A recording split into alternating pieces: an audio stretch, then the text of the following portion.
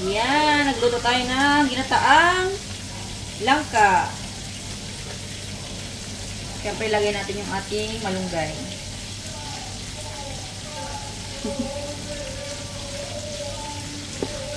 Natira pa ito nung karaang araw.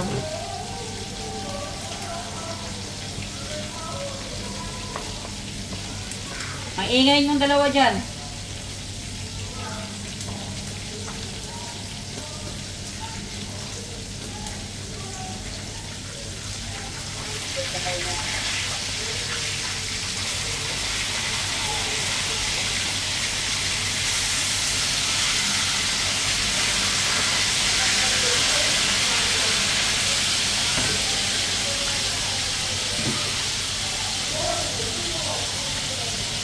Ayan, yung langka ko, nilagyan ko ng malunggay.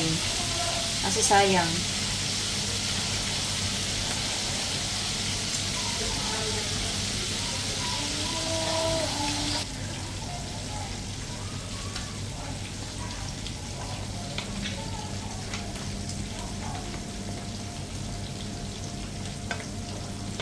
Yan ang mahal ng langka dito. Nasa Tender Hams, ang konti lang. Kaya, syempre, tuwang-tuwa tayo. Gusto natin kumain ng langka.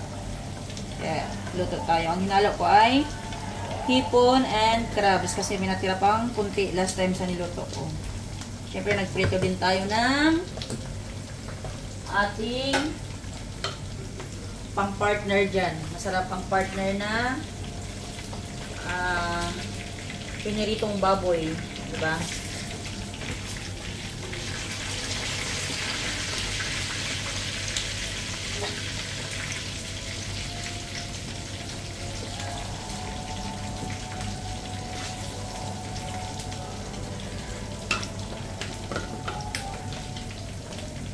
Yan, luto na to.